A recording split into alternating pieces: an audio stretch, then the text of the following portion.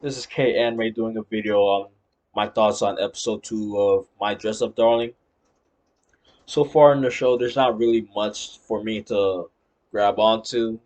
There's quite a bit of fan service, which is not something I really look for in anime.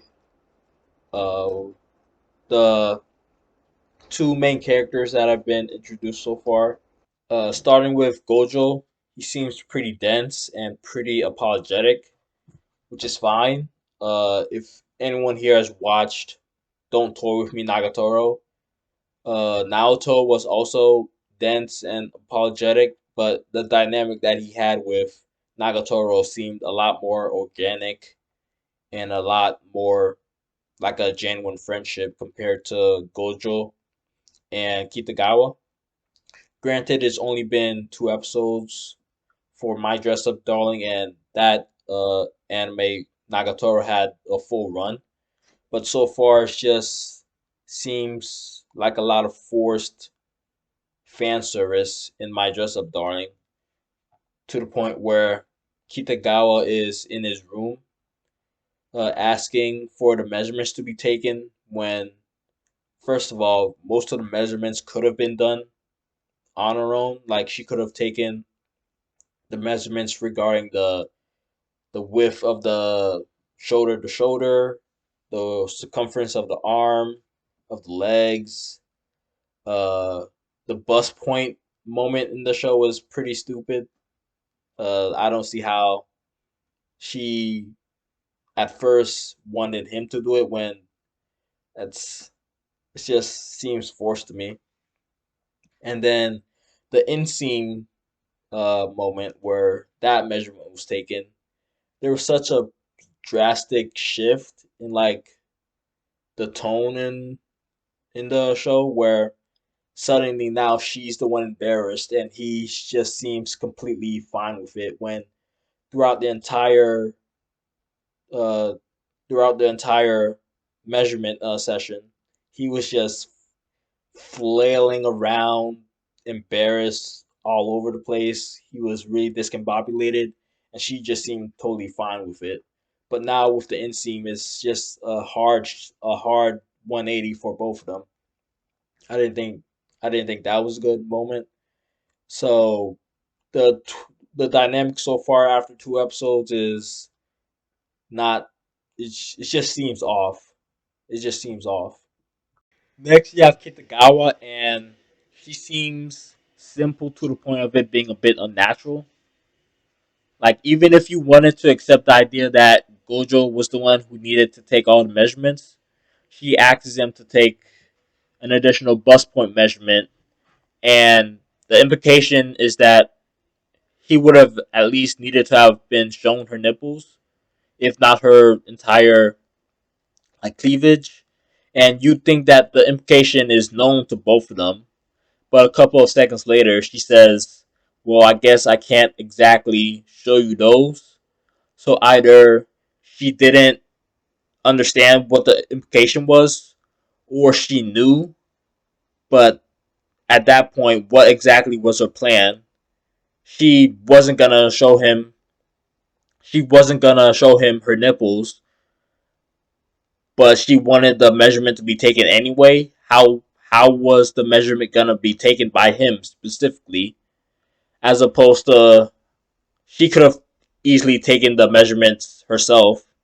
That at that measurement specifically, she could have taken it herself pretty easily. So what was the plan here? Why did she ask him to do it? What did she think was gonna happen? So I just I it just seems unnatural to me on her part.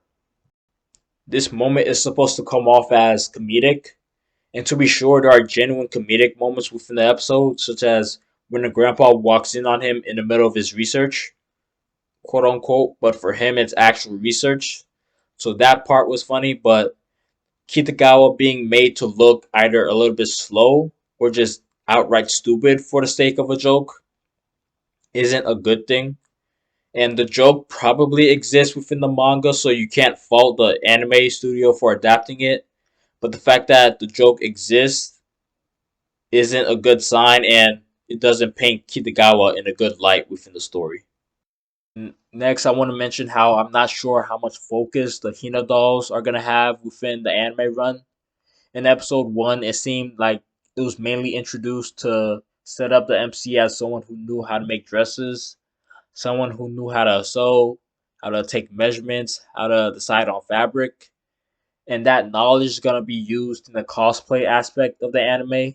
But when it comes to the Hina dolls, how much shine are they going to get?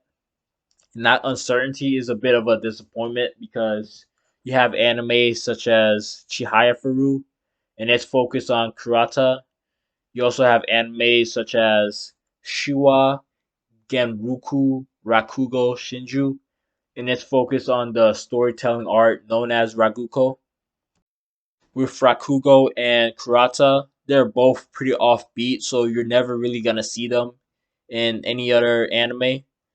And with Hina dolls, I've seen them in other animes, but they've never really been given much of a focus. So seeing for the first time an anime give genuine focus to Hina dolls would have been unexplored territory for me, and that would have been a pretty unique experience. But I'm not really sure that's what we're gonna get in My Dress Up Darling. But it's only been 2 episodes, so there's a lot left to uncover. The Hina dolls could get more focus if they ever go deeper into Gojo's backstory, and they could also get focus if they go into the backstory of the grandpa and look at how he got into the art and how he first opened up his shop. So there's potentially more that they could talk about when it comes to the dolls, but so far it seems more like a background aspect of the anime more than anything. So that's really it for the video. If you're someone who doesn't mind a lot of fan service in anime, then you might be interested in My Dress Up Darling.